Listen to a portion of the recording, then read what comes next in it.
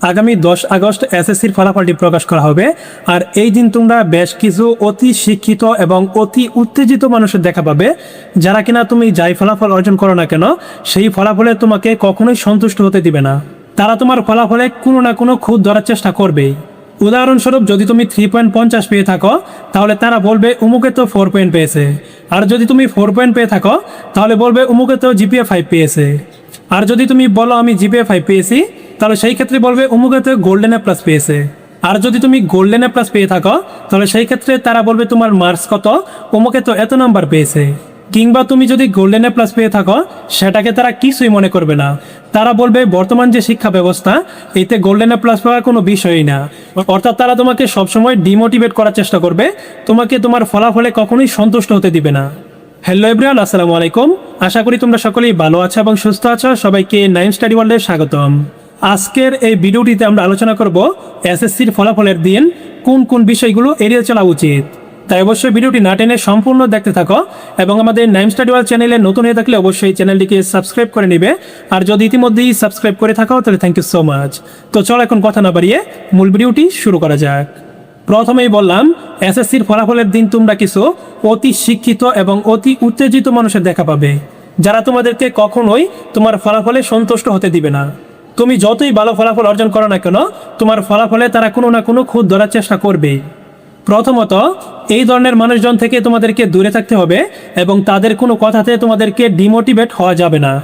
মনে রাখবে, তুমি কাউকে সন্তুষ্ট করার জন্য পরীক্ষা দাওনি, তুমি শুধুমাত্র নিজের জন্য পরীক্ষা দিয়েছ এবং তুমি তোমার নিজের জীবনের একটি ধাপ সম্পন্ন করেছ।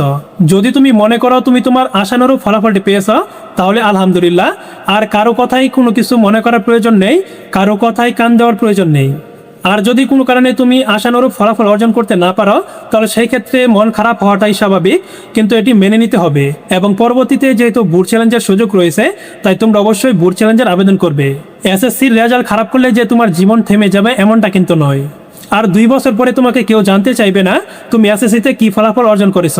আর এই রেজাল্ট তোমার জীবনে তেমন কোনো প্রভাবই ফেলবে না। তুমি যদি এসএসসির পর কোনো চাকরি করতে চাও, তাহলে সেই ক্ষেত্রে হয়তোবা তোমার এই রেজাল্টই গণ্য হবে। কিন্তু তুমি যদি লাইফে বড় কিছু করতে চাও, তাহলে সেই ক্ষেত্রে কিন্তু তোমার এসএসসির ফলাফল তেমন কোনো কাজেই আসবে না।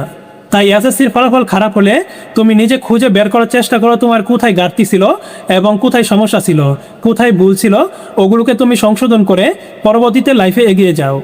তাই আবারও বলছি, টক্সিক মানুষদের কথাই কোনোভাবেই তোমরা ভেঙে পড়বে না।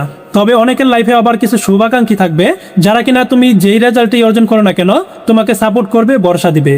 আরেকটি বিষয় বলে রাখা দরকার, ফলাফলের দিন কিন্তু সার্ভার কিন্তু ডাউন হয়ে পড়বে। সো তোমার অনেক বন্ধু বান্ধবরা যদি তাদের ফলাফলটি চেক করে ফেলে, কিন্তু তুমি এখনও তোমার ফলাফলটি চেক করতে পারতেছো না, এমনটা যদি হয়ে থাকে, তাহলে সেই ক্ষেত্রে তোমরা ঘাবড়িয়ে যাবে না, তোমার ফলাফলটিও দেখতে পারবে।